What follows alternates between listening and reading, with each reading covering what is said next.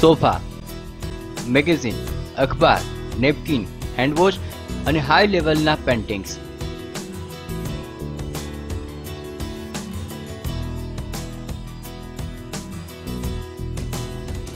આ તમામ સગવડો સાથેના આ સ્થળને જોઈને તમને લાગશે કે આ કોઈ 2 સ્ટાર કે 3 સ્ટાર હોટલ હશે, પરંતુ ના, આ છે રાજકોટમાં બનેલું સુલભ શૌચાલય.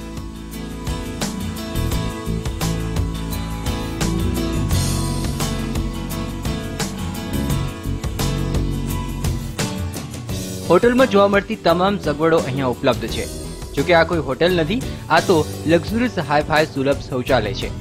જી હા, રાજકોટના રેસકોર્સ પર બનેલા આ જાહેર શૌચાલયની કિંમત 75 લાખ જેટલી છે. જોકે મૂંઝાશો નહીં, આ શૌચાલય ભલે લાખોના ખર્ચે બનેલું હોય, પરંતુ તેમાં ચાર્જ તો સામાન્ય જ રહેશે.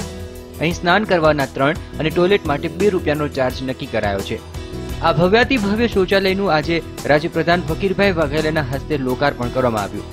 આ ભભકદાર વ્યવસ્થાથી જનતા અત્યારે તો અંજાઈ ગઈ છે. સારું છે, ફેન છે, સારા પેન્ટિંગ છે, વેઇટિંગ રૂમ છે, એમાં સોફા સેટ છે બેસવા માટે. લોકેશન આમ મસ્ત, આમ આંખોને ગમે એવું લોકેશન છે. મોબાઈલ શૌચાલય, સ્ટેન્ડિંગ અને હવે લક્ઝુરિયસ હાઈ-ફાઈ સુલભ શૌચાલય. બીજા કોઈ ક્ષેત્રે ભલે પ્રગતિ ના દેખાય, જોકે સેનેટરી વ્યવસ્થા ઊભી કરવામાં તંત્ર આગળ દેખાઈ રહ્યું છે. આટલી અદ્યતન વ્યવસ્થા લાંબી ટકે છે કે નહીં તે તો અલગ વાત છે. રાજકોટ મ્યુનિસિપલ કોર્પોરેશને ખાનગી સંસ્થા સાથે ભાગીદારી કરીને આ શૌચાલય ઊભું કર્યું છે. નવાઈની વાત તો એ પણ છે કે અદ્યતન સગવડોમાં હાઈ-ફાઈ મ્યુઝિક સિસ્ટમ પણ મૂકવામાં આવી છે.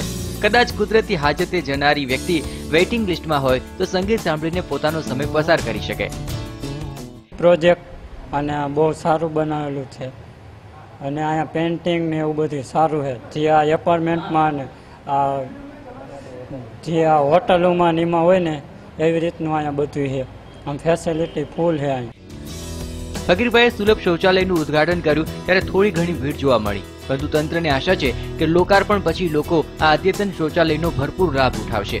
જોકે સરકારી સંપત્તિની જાળવણીમાં જનતા હંમેશાથી ઊણી ઉતરી છે, ત્યારે 75 લાખના ખર્ચે બનેલા આ શૌચાલયમાં જે ભવ્યાતિ ભવ્ય વસ્તુઓ મૂકવામાં આવી છે તે તમામ સમય જતા બચે છે કે કેમ તે પણ જોવું રહ્યું.